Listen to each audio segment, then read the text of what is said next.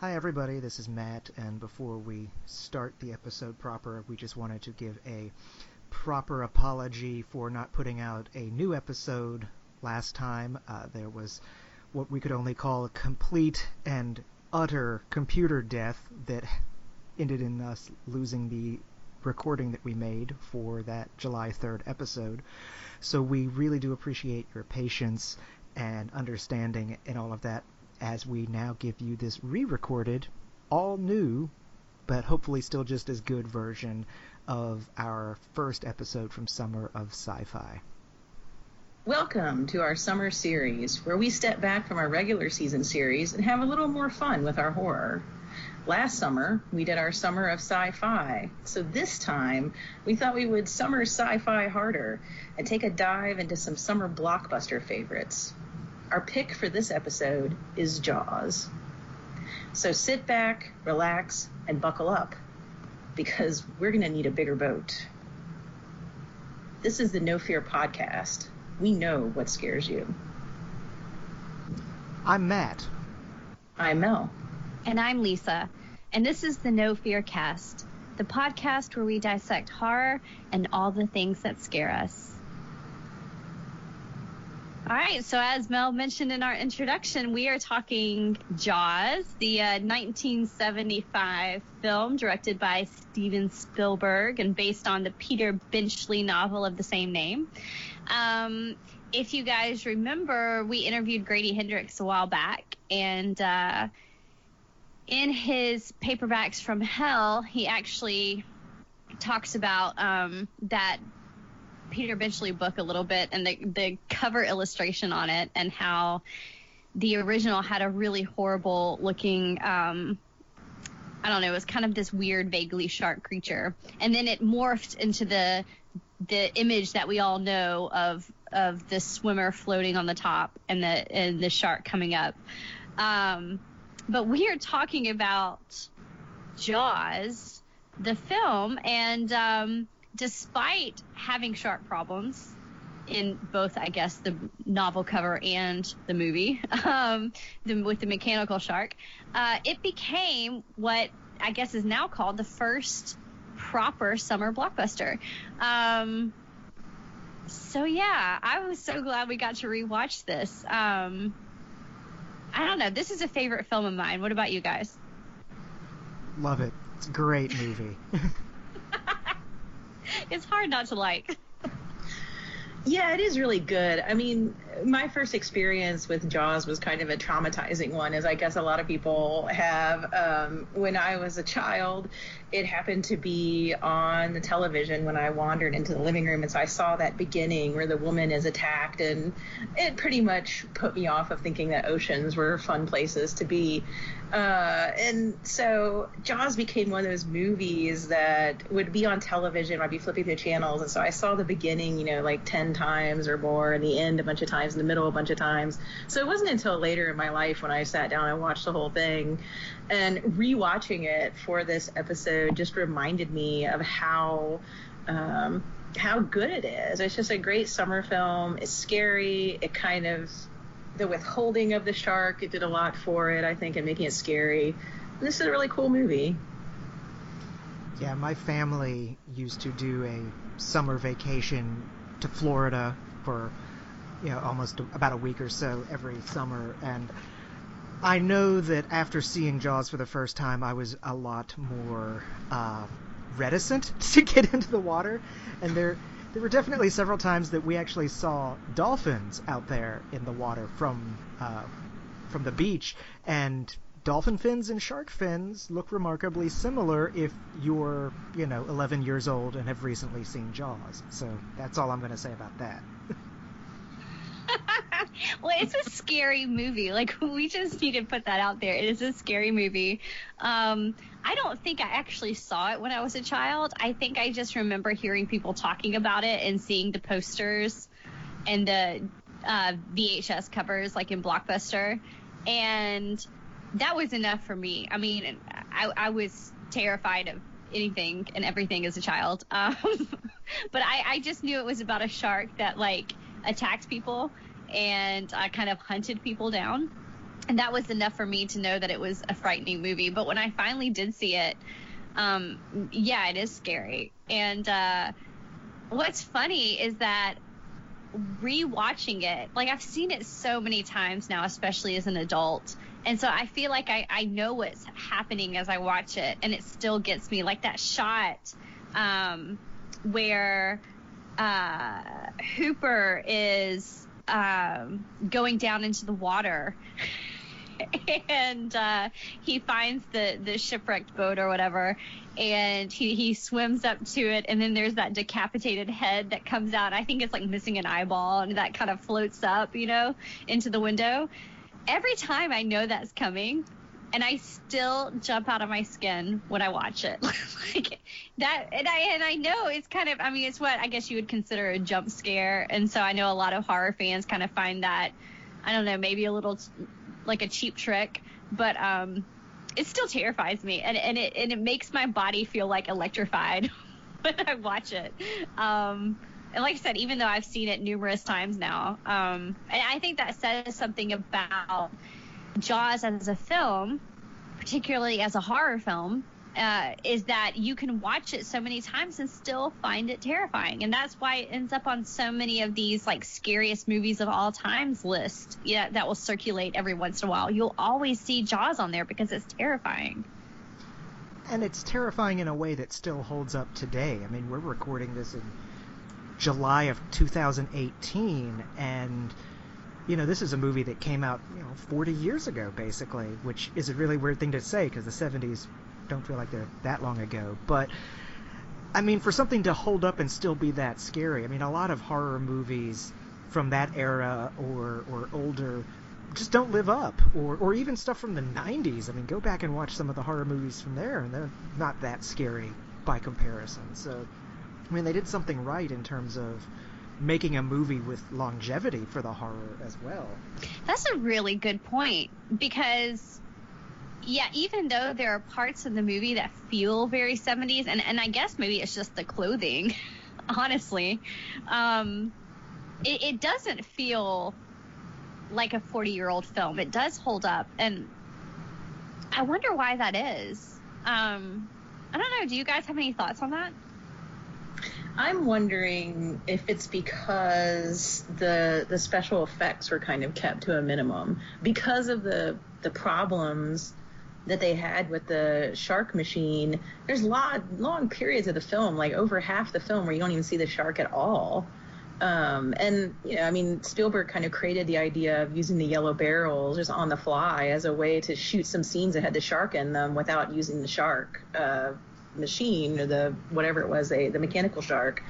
And so I'm wondering if it's that Alfred Hitchcock type suggestion of the shark that allows us to kind of imagine in our minds what's going on, and maybe helps with that timeless feel. Because I don't know, it feels like if you see really super outdated special effects or whatever, it ruins the kind of creepiness or the scare factor, as opposed to if you just kind of in that Hitchcockian way, like, suggest something creepy, that never goes out of style, right? You can watch that movie at any time and think about the depths under the ocean and what could be there and what could happen, and that kind of fear of the unknown takes over.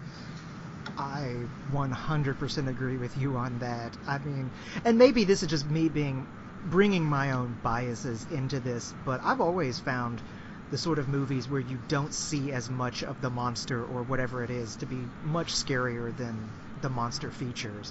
Especially now that I'm not a kid anymore. Jason and Freddy Krueger scared me when I was like 12, but now it's like the Blair Witch Project, where most of the horror is unseen, or Jaws, where the shark is off camera, and it's up to your imagination to fill in those gaps. And man, my imagination is so much worse than anything that they could actually show me. So yeah. Well, you guys have kind of alluded to it, but the problems that they did have with the shark, apparently the mechanical shark that they used kept breaking, and they called the movie Flaws, kind of as a joke as they were making it. And you're right. They had to learn to kind of shoot around it and only show the parts, I guess, that were working at the time, because they were getting so frustrated at how long the shoot was going. And I should add here that Steven Spielberg, I didn't know this until I looked it up for this episode, that he was 28 at the time that he filmed this.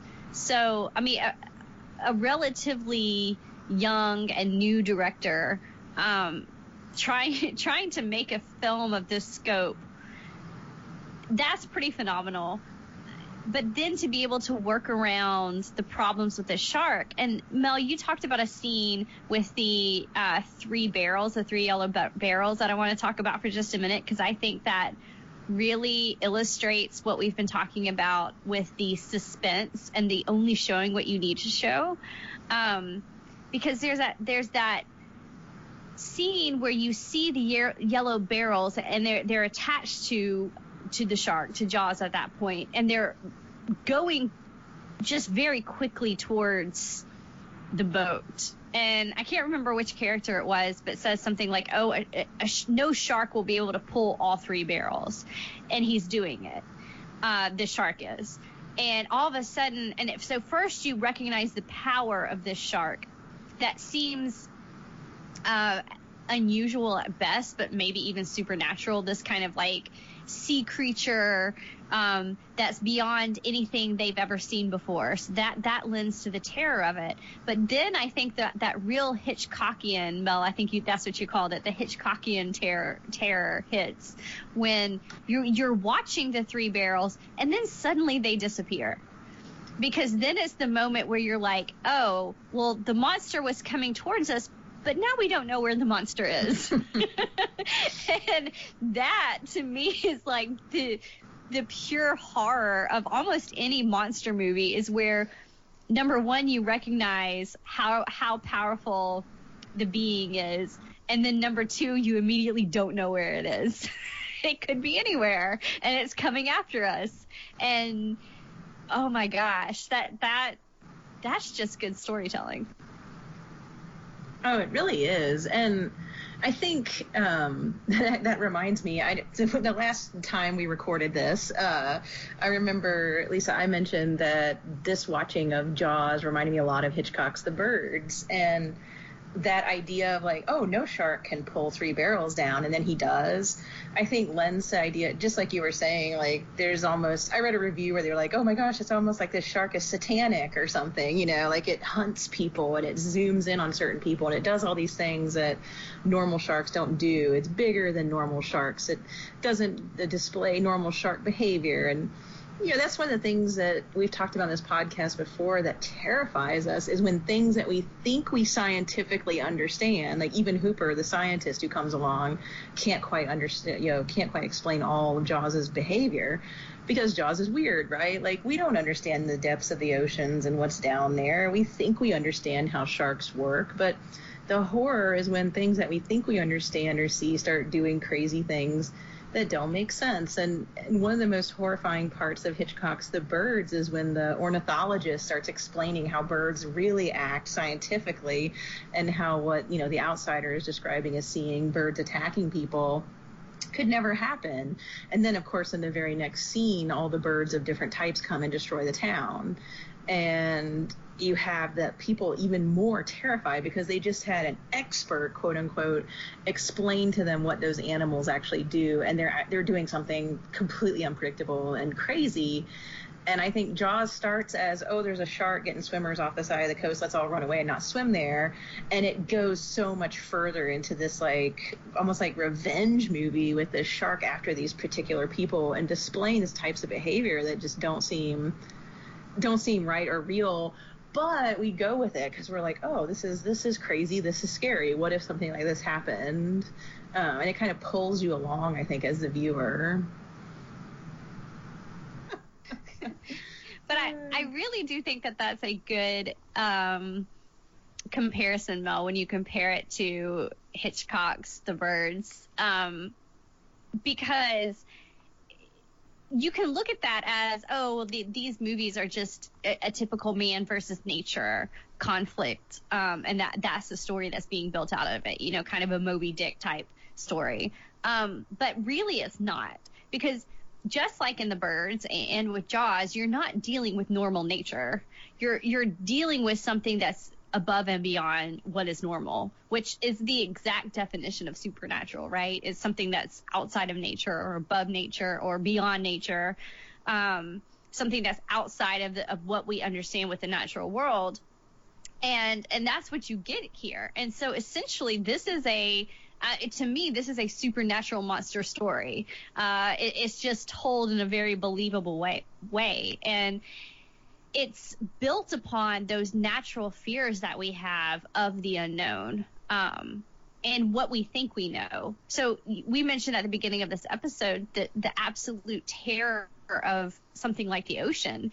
I don't think I would ever be able to go on a cruise and relax because all I would be thinking about is the vast amount of ocean that's underneath me and the water and what's going on in the water. And it would terrify me probably, in the same way like outer space, those type of movies terrify me, just because when you start to realize how much space is out there, and how we don't really know what's going on and we don't really understand what's going on out there.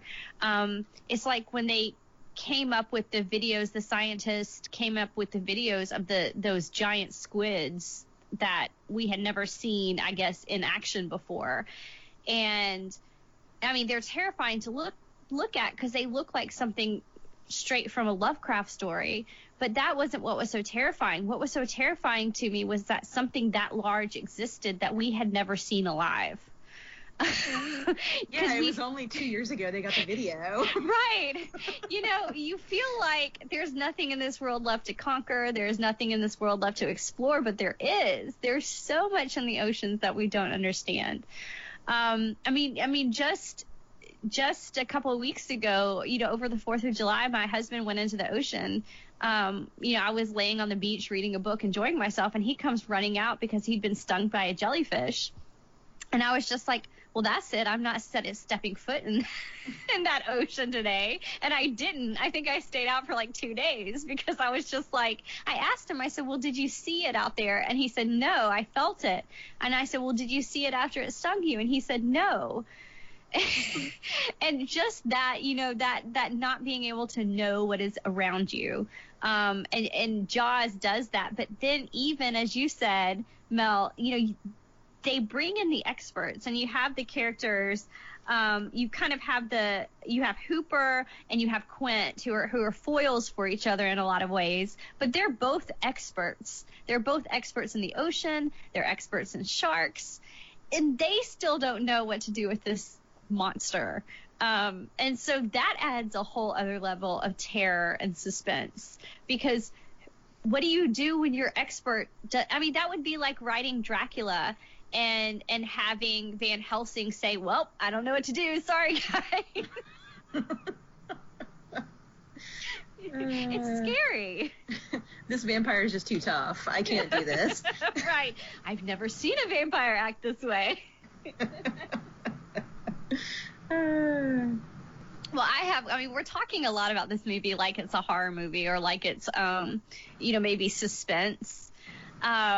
But, I've been surprised that a lot of people have fought me when I've said that Jaws is a horror movie. A lot of people don't characterize it or put it into that genre. What do you guys think? Absolutely, like unquestioningly. Well, I have issues with using the term suspense anyway, because suspense is just using elements and tropes from horror, just not going as far as horror goes, typically. That or it's about a serial killer. So it's like either of those two things. So yeah, I personally would say Jaws absolutely is a horror movie. And I mean, it's not a horror movie in the traditional sense, the way that I think a lot of people think of it, mainstream wise, I guess. But I mean, it scares you. It's horror. I mean, yeah, I agree. I feel like, and I think we've had this discussion before on the podcast, but people like to reduce horror to certain tropes that they think that's a horror movie, and they don't really think about, genre bending or the fact that things can have horrific elements, or even think about different types of horror, right? I mean, I think a lot of what we've been talking about is Lovecraft's fear of the unknown, which people would think of as horror. You have as you were saying, Lisa, the man against nature, but it's almost like supernatural nature. It's more than we can understand. Like, these are aspects of horror, even if they're not packaged maybe in a way that people would typically see horror as being. I mean, in some ways, Jaws is like a angry monster movie, and that in itself is horror, right? Like the creature unleashed or the creature we can't understand. Yeah, and this may be getting off topic, so I'll try not to get too off topic. But when I've talked to people before about the difference between, like, say, horror and suspense, they'll say, oh, well, horror has a supernatural element, which always baffles me because I can think of a lot of horror that has no supernatural element. Or they'll say, or horror has some type of serial killer. But then you look at Jaws and you think, well, that kind of checks both of those boxes. Mm-hmm. I mean, he is, in a sense, a supernatural serial killer.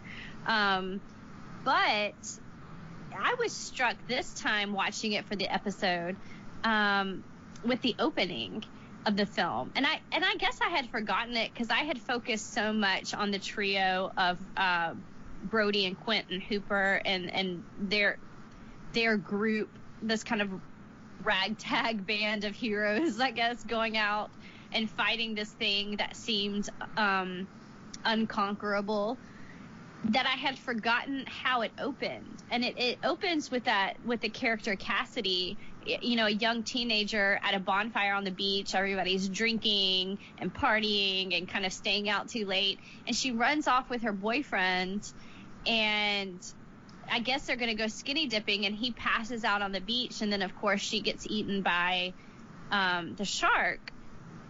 And it's a terrifying scene, and it's a violent scene, watching her kind of thrash about on top of the water, because you don't see the shark at that point. I guess, I don't know if we said this, you don't actually see the shark fully until an hour and 21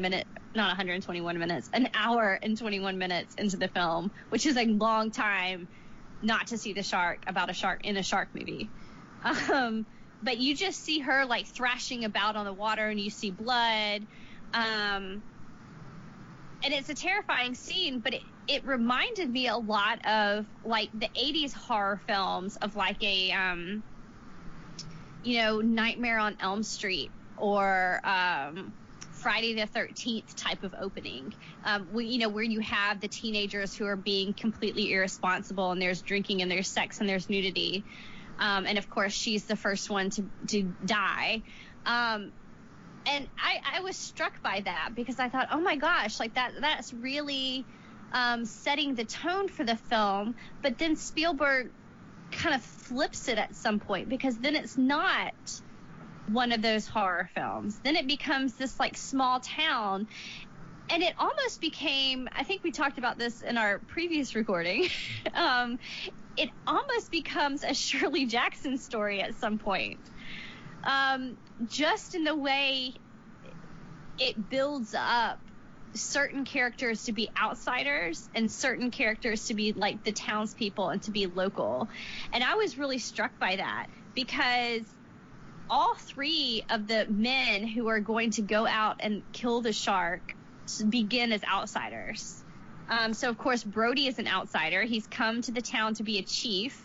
And I think his wife at one point even makes an offhanded comment, like, while they're laying on the beach, and says, when will I be, what does she say? When will I be an islander? And the answer is never. Yeah, I think the guy says something like, I've lived here 15 years or something, and they still don't consider me a local, or something like that. It's like a long number of years. Yeah. Right. Yeah. It's and that really struck me, because I thought, oh my gosh, like, that.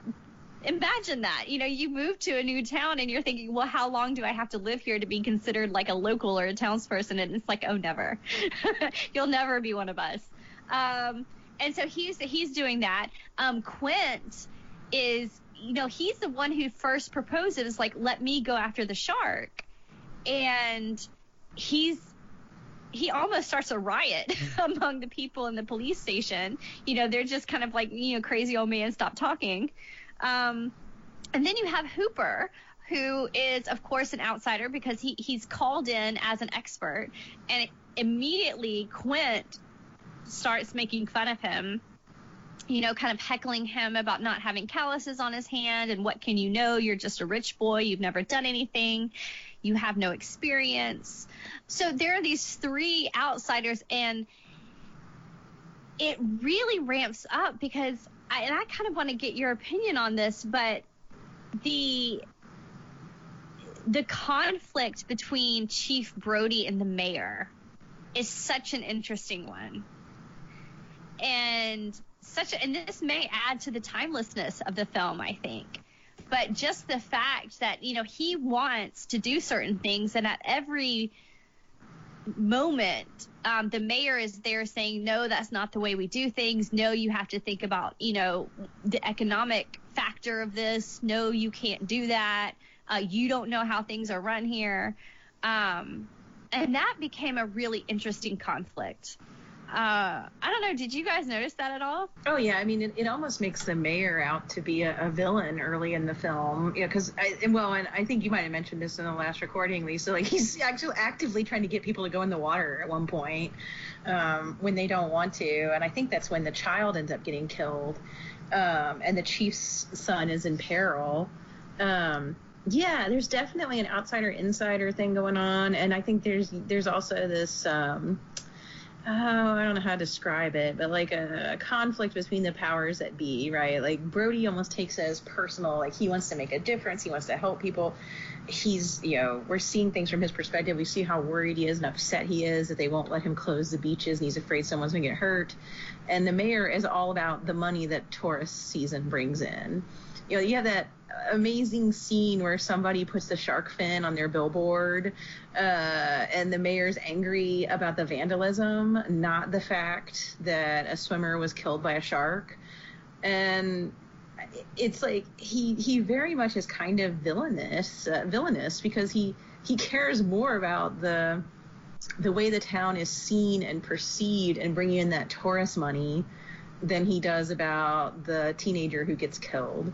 And maybe that's just because he thought she was drinking and drowned or whatever and is like judging her. But there's this callousness, I think, towards human life and towards the dangers of the ocean that the police chief respects. And the mayor, to his detriment, basically is trying to like get all the townspeople and the town's business people to kind of go against the chief. It's like, well, we'll lose money. Our bottom line will fall. Nobody will come back here. No tourists will come back. And I think that's kind of emphasized by that just heart-wrenching scene where they catch the wrong shark and the mother of the child that was killed comes and slaps Brody because she finds out that they could have had the beach closed and they didn't, which is actually the mayor's fault. And that scene is so poignant because at that moment you realize that Brody's point of view, which I think we already realize because we're human beings and we have empathy, but the movie like emphasizes that it's saving the people, not the kind of people cheering that they got the shark. Not the callous, we need to bring in the tourist dollars. It's actually this kind of life and death thing that it is. And Brody, I think, by going on the mission is kind of trying to represent those, I don't know, common people or whatever that are being hurt by the shark, whereas the government won't protect them or won't help them or care. Oh, yeah. That scene with Mrs. Kintner is one of the more memorable scenes, and it's one of the ones that's the hardest to watch because you're right, you do feel that kind of raw emotion of and that may be, we talk about the different levels of terror and suspense, and that may be one of the things that lends itself to this being kind of a timeless film, is that you can really feel her grief and her anger at that moment. Oh, it is. And you're right in saying that the mayor is probably the villain of the film. Everything's focused on the shark, but at numerous points in the film, people say, particularly Quint and Hooper, that, the shark is just acting like a shark. Mm-hmm. It's going to hunt, it's going to feed, it's going to kill people that are in the water. Of course, that's not the way sharks act. And I think Peter Benchley even said that had he done more research and known more about sharks as animals, he may not have written Jaws. But in the film, at least, this shark is doing what sharks do. And honestly, had the mayor acquiesced or stayed out of Brody's way, we would have only had one death in the movie. I mean, the rest of the movie would have just been over had he closed the beaches and then just let Jaws kind of swim off to wherever else he was going. It would have been the end of the movie. And so the mayor is directly, by stopping Brody, by keeping the beaches open, and you alluded to this, Mel, by actively forcing people into the water. And this is where it really got, for me, kind of Shirley Jackson-esque too, where you see that family, and it's like this picture-perfect kind of American scene where you have people enjoying themselves on the beach. It's the 4th of July, and then you see this little family, mom and dad and 2 kids holding hands, walking out into the water, but the parents look absolutely terrified. And they're only doing it because their mayor has told them to do it. Yeah, that's another horrifying scene. Just when you see the callousness of politics at work and how sometimes politicians may put money over people's lives. And that's all I'll say about that, but it's timeless. It really is. I was just going to say, this is just a fun fact more than anything else. But you were talking, Lisa, about how sharks don't typically just like troll around looking for people to eat. There's usually something else going on. They actually wanted to get real life shark footage for the shark cage scene with Hooper, and these 2, I can't remember their names now. They were off the coast of Australia, I think, and they put people, they put a guy in a shark cage and put them down under the water to film and try to get pictures of sharks being, belligerent or violent or whatever with a cage. And they really weren't able to use any of the footage until one of the sharks accidentally bumped into the rope between the cage and the boat and got his head tangled up in the rope and totally freaked out and started yanking it around everywhere. So when Hooper's in the cage at the point where the shark's destroying the cage and there's a bunch of bubbles and you can't tell what's going on, that's that scene with a real life shark. But the shark is actually just terrified because he accidentally bumped into the rope and was scared.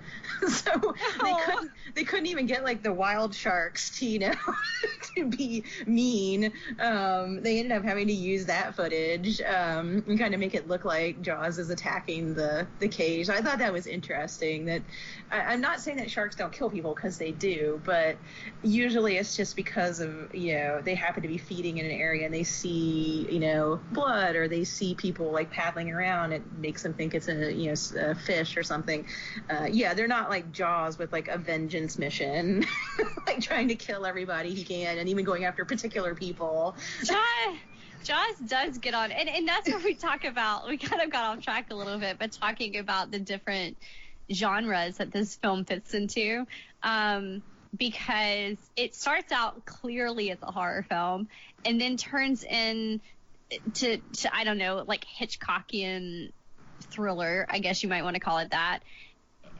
At some point, it's almost like a buddy film, where you have the 3 men on the boat and they're literally showing each other scars and comparing stories, and it's really it's laughable and adorable, and I love it. And of course you get that great story about Quint's backstory, and so that's really great. And then it turns into a revenge film, where now you've got a shark on a mission.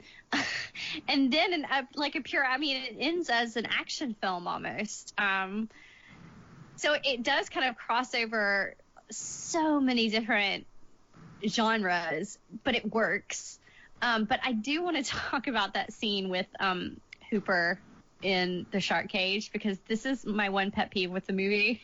and I mentioned it before, Mel, to you. But, I know it's coming. Yeah.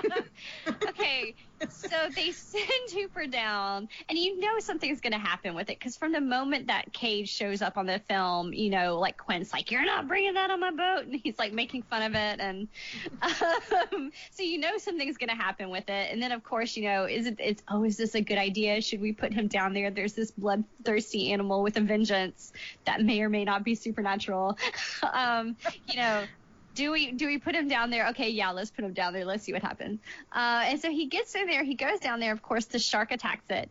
It seems to be a very flimsy cage. It breaks apart rather easily. And then we don't really see Hooper after that.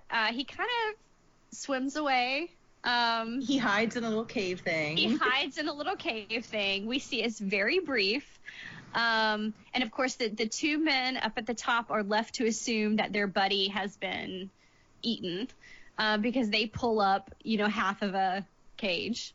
And then you have Quint's death, which, while devastating and while hard to watch, I think feels very poetic, because even though I love Quint and I love the character, I feel like that's how he would have wanted to go out. And so, you know, that kind of fits with the feeling of the film, at least, even though it's sad. And then you have, of course, our hero. You have Brody blowing up everything and it turning into a big action movie. But this is what bugs me is after, and it's very tense, at least for me, every time I watch the scene of Brody trying to shoot the shark. And trying to shoot to make the explosion happen, because you see him miss several times, and you see the shark getting very close. Every time I think, oh my gosh, is he gonna do it? You know, and every time he does it, and I'm happy and I feel relieved. And then there's Hooper, who pops up out of the water with a big grin on his face, and I'm thinking, what a time to come up, Hooper. Could you not have come up a little bit earlier and helped your buddy Brody out? Hey, he knows what's what. He's a scientist. It just feels odd. Like, that whole scene feels odd to me. Like, if he had died down there, I would have understood. You know, I would have been like, oh, that would have been like Quint's death. It would have been, you know, he died fighting to save this town. And it makes sense to me that Brody survives, because really the whole movie of Jaws is his story. You know, he's the one who has the mission. He's the one who wants to make a difference. He gives that whole speech about why he left New York City. You know, he wants to help people, and this is the way he can make an impact. He can make a difference. He can save his city or his little island. And he's going to do it, and he does it by the end. So it makes sense that he does it, and he kind of does it alone. I just don't know why they have Smiling Hooper popping up. And I'm glad he doesn't die. I mean, I like his character, but it just bugs me just a little bit. Okay, I have two speculations about this. I think I aired one of them in our last recording, but the other one I was actually thinking about this afterward. So one is, I'm wondering if, because I have not read the book, but I'm pretty sure that in the book, Hooper has an affair, right, with the sheriff's wife. Yeah, that's one of the things they changed. And they changed that. Yeah. So maybe when they changed it, they decided that he should survive. If you think of it as like, I don't know, like a poetic justice kind of thing. The other thing, and this is what I lean toward, is Hooper and Brody were the bros, like the buddies, the pals, right? Like Hooper supported Brody. They became friends really quick in the movie. And they kept that. They took the affair out, and they kept them being these buddies. I felt like they bonded sooner, and maybe even more than when Quint was thrown into the mix. And so maybe that's why, because you have the two buddies, the scientist and the man who, you know, finally killed the shark or whatever, swimming back to the island. I don't know that I can justify it, but I'm wondering if that's why. I mean, it makes sense, I guess, from an adaptation standpoint, because he does die in the book. It feels like he dies in the book because he's being punished for having the affair. And I'm glad that they took it out, because it was a whole, like, convoluted backstory, and I don't know. I like the wife much better in the movie than in the book. But yeah, they're great characters in the movie. I mean, The just to three of have, them. again, if he's going to be his buddy, like, why not have him show up just a few minutes earlier and help him fight? But then Brody wouldn't have killed it by himself and stood up to his fear of water and all that, right? I mean, if it's Brody's hero quest, then Hooper popping up and sciencing it wouldn't work. And I mean, I guess, like, if you're looking at it from, you know, like the great archetype standpoint, you know, if he's the hero and Hooper is just the helper, then yeah, he does have to do it alone. But usually the helper dies. I mean, going all the way back to the Epic of Gilgamesh, that's what's true. happened. You know, the helper dies. So even from that standpoint, it just kind of, I guess from a storytelling point of view, it just bugs me. I don't know. Matt, can you convince me otherwise? No, because I tend to agree with you. I mean, I get from the storyteller's perspective that maybe it's to help alleviate the tension at the end and kind of give it that happy ending and closure and all of that. But no, it doesn't land right for me either. Yeah, I actually laugh when Hooper pops up at the end. It just totally derails everything. It's like, oh yeah, I was watching from this cave. Right. Good, I'm glad he lived, you know. Oh. No, but I will say that the ending, you know, they changed more than just Hooper staying alive. You know, Spielberg was the one who really pushed to have the big explosion, and probably rightly so, because he saw kind of the future of this film being what is considered by many to be the first blockbuster, because, you know, he was like, no, moviegoers want the big ending. They want the big finale. They're going to want the fireworks. And so he literally gave them an explosion at the end, which was pretty smart, I think, on from that standpoint, because it feels, at least that part feels satisfying. Oh yeah, I think in the book and even the original script, like Quint dies like Ahab, where he's putting a harpoon in Jaws, and Jaws gets tied up in the rope, and Quint gets tied up in the rope, and they both drown basically. And I could see how that would be anticlimactic if you're going for a summer blockbuster type feel. So you got to have Quint die in a really dramatic way, especially after you talked about the Indianapolis, and then you've got to have, you know, Brody take out the monster in a dynamic way. Right. Because if it's Brody's story and not Quint as Ahab, then Brody has to be the one to do it. Yeah. And I think you had mentioned this before, at least when we were talking earlier, Mel, that there was more of that kind of Captain Ahab, Moby Dick references in the film that ended up getting edited out.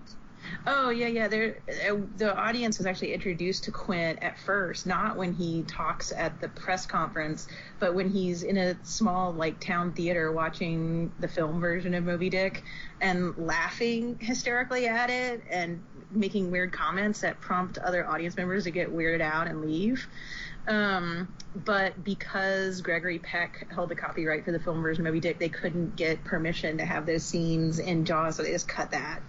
And I like the introduction of Quint as the old salty sea dog that everybody thinks is crazy who speaks up from the back of the press conference. But I kind of would have liked the touch of him laughing at Moby Dick. I miss that. Yeah, that would have been a fun scene to see. Like, I can imagine it in my head. But yeah, I understand. It was already a 2-hour movie, so some things had to get cut. But I think, I don't know, listeners, you can probably tell by listening to us talk about it, we really enjoy this movie. Jaws is great. We didn't even get a chance to talk about the great soundtrack and just the way it's shot. Just, it's visually pleasing, I think, to watch it. It's just, the performances are good. The writing is solid. There's a reason that this blockbuster has become a classic and kind of a timeless one at that. And it's certainly one I enjoy watching every summer. So, yeah, I hope you enjoyed listening to us discuss Jaws for our summer series.